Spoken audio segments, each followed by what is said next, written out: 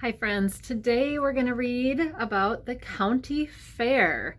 This is a book based on the Little House series, one of my favorite series. I'm so excited to share this book for you. County fair.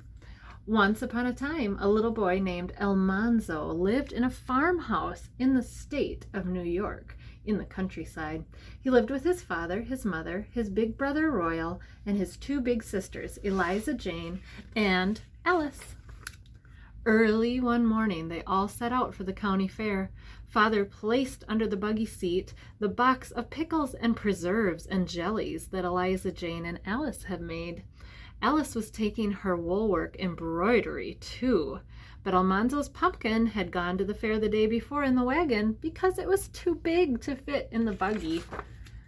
The roads were filled with people in their best clothes, all going to the fair. Mother and Royal and the girls got out of the buggy at the fairgrounds, but Almanzo rode on with Father to the sheds and helped unhitch the horses.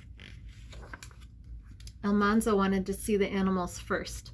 He and Father went past the tall grandstand and the church building where Mother and the girls were helping prepare dinner. Everywhere men were shouting, "Step this way, only 10 cents, prizes for all." Look, they have oranges. Oranges were a big deal back then. Finally, Almanzo and Father reached the stock sheds. In one stall were 3 large gray horses. Their necks were thick and their heads were large, but their eyes were quiet and kind. Almanzo felt important and grown up, talking about horses with his father. Next to the horses, there was a crowd of men and boys around a stall. Not even Father could see what was in it. Almanzo squeezed between the legs until he came to the bars of the stall. Inside it were 2 black creatures he had never seen before. They were something like horses, but they were not horses. Their ears were like rabbits' ears, and their tails were almost bare. Do you know what those are? Let's see if you're right. While Almanzo stared, one of the creatures pointed its ears at him, stretched out its neck, and roared, "Ee-ah! Ee-ah!" Almanzo yelled and hurried back to Father. "It's only a mule, son," Father said, "and you're not the only one who's scared either." Ooh, he thinks the mule is scared too. Almanzo and Father looked at the cattle and the young steers and the sturdy oxen. They looked at the big white hogs and the smaller black hogs. Then they looked at the sheep. Almanzo had not seen his pumpkin yet, but it was time to eat, and Almanzo was very hungry. The church dining room was already crowded. Everyone was talking and laughing, but Almanzo just ate. He ate ham and chicken and turkey. He ate potatoes and gravy, succotash, baked beans and onions and bread. He ate pumpkin pie and custard pie and vinegar pie. There were berry pies and cream pies and raisin pies, but he could not eat one bite more. At last, it was time for the pumpkins to be judged.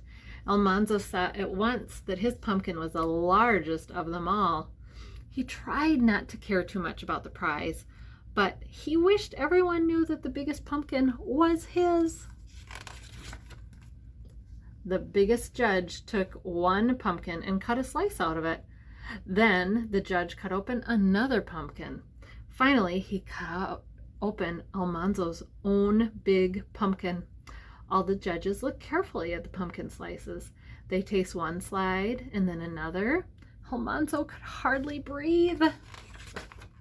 Finally, the tall judge took a blue ribbon out of his pocket.